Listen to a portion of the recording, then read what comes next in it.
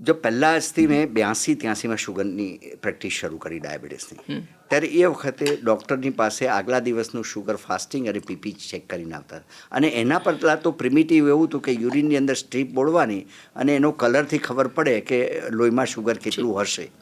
બરાબર. હવે આ જે ગ્લુકો મોનિટર છે એના પણ સ્ટાન્ડર્ડાઇઝેશન બહુ ઊંચા છે હવે.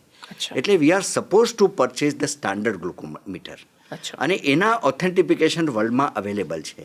એટલે એ ગ્લુકોમીટર લેવાથી હવે બીજું શું છે કે પીપલ કોની સાથે કમ્પેરિઝન કરે છે, અહીંયાથી જે શુગર આવે અને અહીંયા પ્લાઝમા શુગર આવે બ્લડમાંથી. આ બે વસ્તુમાં ફરક એટલો છે કે આ જે છે એ ડાયરેક્ટ શુગર આવે. એટલે ઓલવેઝ ગ્લુકોમીટરમાં તમે શુગર જોશો તો એ તમારું શુગર 5-15% વધારે બતાવશે. હવે આ શુગર વપરાય ને અહીંયા વેઇનમાંથી પાછું જાય છે. એટલે જ્યારે અહીંયાથી લેબોરેટરીમાં શુગર લેવામાં આવે ત્યારે એ અહીંયા 5-15% ઓછું બતાવશે. એટલે એ એક જ સેમ્પલ 2 વખત જગ્યાએ લીધેલા હોવા છતાં ડિફરન્સ તમને 5-15%નો ફરક હોઈ શકે. હવે એ દેટ ડઝન્ટ મીન કે ગ્લુકોમીટરમાં વધારે બતાવે છે એટલે ખરાબ છે અને લેબોરેટરી રિપોર્ટ સાચો છે.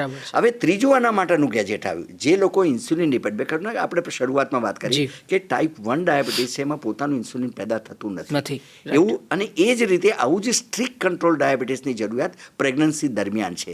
એટલે એમાં કન્ટિન્યુઅસ ગ્લુકોઝ મોનિટરિંગ આવે છે. એ દર 15 મિનિટે એકવાર શુગર ચેક કરે અને એમાં કોઈ પ્રીક લેવાની જરૂર નથી. Is a sensor. અને સેન્સરનું મોબાઈલ એપમાં તમે કરો અથવા તો એની સાથેનું machine any time you can see that કે આ બાળક દાય કે 3 વર્ષનું હોય મારી પાસે શુગર સાથે આવે. લગભગ 1000 બાળકો છે 10 વર્ષથી નીચેના મારી પાસે.